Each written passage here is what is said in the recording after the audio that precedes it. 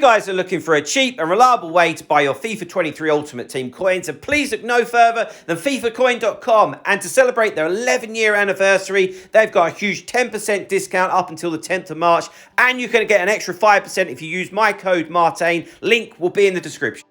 Hi guys, Martain88 here, and welcome back to another FIFA 23 video and another tactics video here on the channel. And today we are having a look at the 4-3-3-4 variation, okay? And for those of you that aren't aware what that exactly is, that's the 4-3-3 where you end up with a cam and two set mids. There's quite a few variations, okay? Really fun one, to be honest, which is why I'm including it. It's all about having fun. So without further ado, let's get straight into it and have a look at how these tactics work, okay?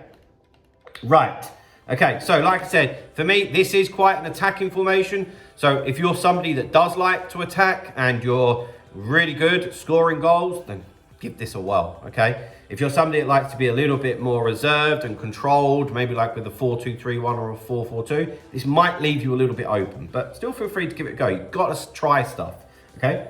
So defensive style, balanced, always a shoe-in for me. Why? Because we want to be able to apply pressure manually through right stick switching, through anticipation, through being able to anticipate if your opponent is predictable. Are they always playing it to here? Are they always playing it there? And quite often, unless you're playing at a higher level, they will be pretty predictable, okay? Right, so defensive width, 45. I always go between 40 and 45 if it's a flat back four. Why? Because you just want to tuck them in just a little bit, which also that does apply to the whole team. It's not just the back four, but the team will just be a lot more compact and make it harder for people just to attack through the middle of you. Defensive depth, I've just left it on 50 to be honest. Definitely don't want to go any lower. I think personal preference. If you feel a little bit, you've got a slow defense maybe and you want to put it to like 45 maybe. If you want to be a little bit more bullish, then up it, okay? Personal preference there, to be honest with you. Build up play, balanced. One good thing about this formation, it does leave you with a lot of different options. You have plenty of width, plus you have a decent amount of people through the middle with your centre mids, your cam, your striker, okay? We've got pacey people on the wing, so it allows us to go over the top if we want to. We've got two centre mids in the cam, so we can go nice and short if we want to. So lots of variation, which is very much the key when you're playing. You think to yourself, no matter what standard you're playing at, do I have good variation within my play? And if you don't, that's holding you back. Even if you're in Division 2 or Division 1 or something, and you actually think, yeah, I'm really predictable. Change that, and that will probably take you up a level, okay? Chance creation, direct passing. I say this in every video, but that's just a shoe-in for me. Some of you might like forward runs. If you do, use it, but I use direct passing. I don't think it's going to make too much of a difference. Offensive width, I've just cut it down ever so slightly because we have a left winger and a right winger. I don't actually want them to have chalk on their boots. I want them to be able to play with that central striker, okay? I don't want the central striker being too isolated. So yes, we want width, but I don't want them out of the game. So I'm playing with 9 men, okay? Which is, when I've done coaching, I've seen people do that. And it makes life difficult. And it makes you very predictable because it always looks like you're going to pass to that central striker, okay? Players in the box, 6. Pretty standard stuff.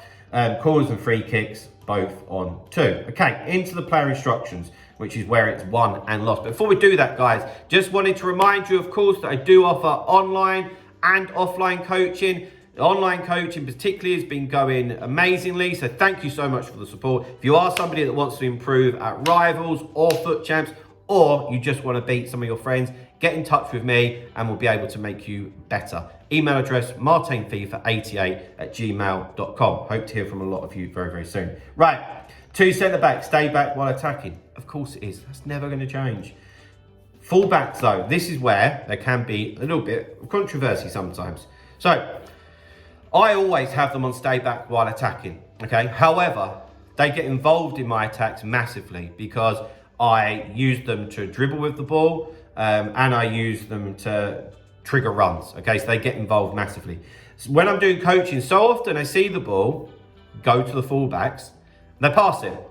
Like, you've got 20, 30 yards of grass in front of you. Take the ball forward. Get your team up the pitch, okay? That's how you get them involved in the attack, and then you can play from there. particularly those of you that have got superstars like Hakimi and Hernandez. Don't waste them, get them involved.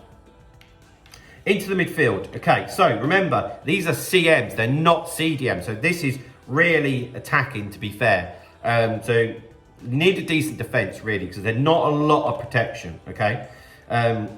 So balanced attack on both CDM, on centre mids, both centre mids, and cover centre. Really, really important that they are there in the middle of the pitch, both of them, to try and win that midfield battle for you. But then we've got plenty of players out wide. We don't need any help there at all, okay? Where we need to is in that middle part of the pitch. And we want them to get involved in the attack and involved in the defence, okay? They're probably going to be two of the positions that you're going to sub off. We've got 5 subs in now. So we can run them into the ground and then bring 2 people on who can also do a decent job. Right, into the cam position. Now, I said about the central striker being isolated. That's what you really have to make sure that you avoid. One of the ways to avoid that is having the cam stay forward, get into the box for crosses. So that cam is always buzzing around that central striker, okay? And for me, somebody like Riyad Mahrez fits the bill of that. Really agile, really skillful, lovely left foot, fits the bill completely. Out onto the wings, okay? Need speedsters out here. Speed, skill, ideally. Definitely speed. So first things first, do have them on comeback on defense, okay? Just to give a little bit of protection, okay? With other formations like a 4-3-2-1 or a 4-3-1-2, it will always be the 3 midfielders that will end up defending. I feel like you've got to have at least 7 people behind the ball. Some people like to have more than that, but you've got to at least have 7, in my opinion. So I have the 2 wingers on comeback on defense, but also they are on getting behind, okay?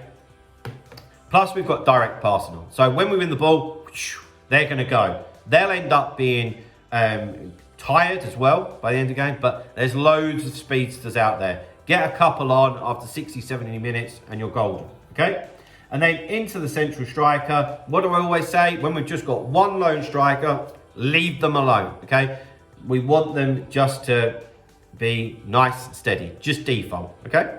And whether that's a big striker or a small striker, depending on exactly how you like to play, doesn't really matter. Just leave them alone. So, guys, there's your 4-3-3-4 tactics and player instructions. If you give it a go and you like it, please drop a like on the video. Subscribe to the channel if you haven't already. And I'll see you guys very, very soon. See you later, guys. Bye-bye.